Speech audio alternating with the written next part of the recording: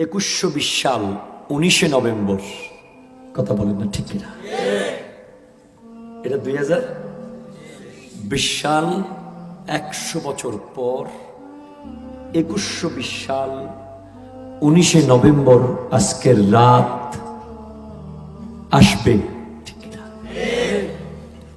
কিন্তু আমরা কেউ গ্যারান্টি দিয়ে বলতে পারতেছি না আমি থাকবো। কেউ পারবেন বলতে? কিন্তু গ্যারান্টি দিয়ে বলতে পারবো আমরা কেউ থাকবো না। 100 বছর পরে একজনও এখানে বলতে পারবে না যে আমি থাকবো হুজুর। এবং আমি একটা কথা বলি, আপনাদের পছন্দ হলে নেবেন, না হলে দিয়ে দিবেন। হুজুর আপনার কথা আপনাকে দিয়ে দিলাম। আমি চাই না যে আমি আগামী 100 বছর পর থাকি, কথা বলেন না ঠিক কিনা? তার অসংখ্য কারণ আছে। তার মধ্যে 1 নম্বর কারণ হলো আমি চাই না আমার পুত্র বধূর বোঝা হয়ে যাই, কথা কন না ঠিক কিনা? আমি চাই না আমি সমাজের জন্য বোঝা হই। আমি চাই না আমি হাসপাতালের বেডে আমার জান যাক। আমি চাই না বার্ধক্য নিয়ে দুজন দুই পাশে আমাকে ধরবে, আমি হাঁটতে পারবো না, কিছুক্ষণ পর 1 বার 2 বার 3 বার বিরক্ত হয়ে যাবে, কথা বলেন না ঠিক না? আপনি খেয়াল করে দেখুন না, আপনার বৃদ্ধ দাদা যদি থাকে, দাদু যদি থাকে, তাকে আপনার দেখার টাইম নাই। সে কত আশা করে আপনি তার সাথে 5টা মিনিট বসে কথা বলবেন, কিন্তু আপনি পাত্তাই দিচ্ছেন না। তার সাথে 5 মিনিট বসার মতো টাইম আপনার নাই, কিন্তু অন্য একজন ব্যক্তি যে আপনার আত্মীয় স্বজন কিচ্ছু না, তার সাথে আপনি পুরো দিন কাটানোর টাইম আছে। কারণ ওই বৃদ্ধ দাদির কাছে আর কিছু পাওয়ার নাই, ওই দাদার কাছে আর কিছু পাওয়ার, বড় অসহায়। বাচ্চারাও এখন যেতে চায় না।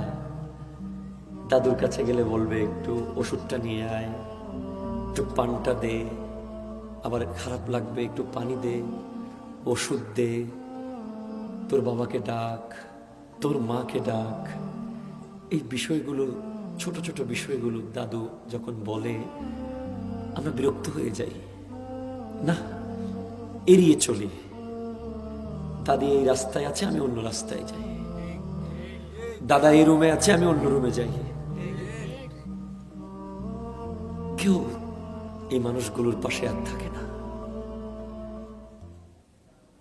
সেজন্য আমি আমার প্রত্যেকটা দোয়াতে বলি, মোনাজাতে, আল্লাহ আমার রু যদি আপনার কবজ করার ইচ্ছা হয়, আমাকে মসজিদের নামাজে দাঁড়ানো অবস্থায় নিয়ে যায়, অথবা রুকু অবস্থায় নিয়ে যায়েন, অথবা সিজদা অবস্থায় নিয়ে যায়েন। আমি হাসপাতালের বেডে কাতরাতে থাকবো, পালস দেখবে, হাতে প্লাগ মারবে, পায়ের রক দিয়ে পুশ করবে। এই কষ্ট আমরা চাই না, ঠিক কিনা? এটা তো বা দুনিয়াবি কষ্ট। কিন্তু বর্তমানে যে দিন যাচ্ছে, যত দিন যাচ্ছে তত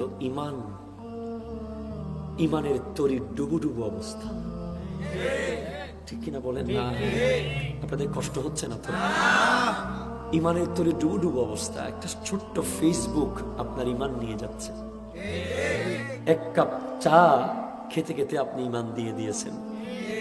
চায়ের দোকানে, গাড়িতে বসতে বসতে আপনি ইমান দিয়ে দিয়েছেন। কখন যে কোন দিকে কোন চোর এসে আপনার ইমান নিয়ে যাচ্ছে, বড় কঠিন এখন ইমান ধরে রাখা। ইমানদার থাকা বড় কঠিন। আপনি মনে করতেছেন যে আসলে আপনি বড় নামাজি, আপনি বড় রোজাদার, আপনার মতো দানবীর নাই, কিন্তু ইমানের জাহাজের ইঞ্জিন যে কখন নষ্ট হয়ে বসে আছে আপনি জানেন না, ঠিক? বাবারা তো চলে গেছে যেমন তেমন, দাদারা আরো ভালো ছিল, দাদারা আরো ভালো ছিল।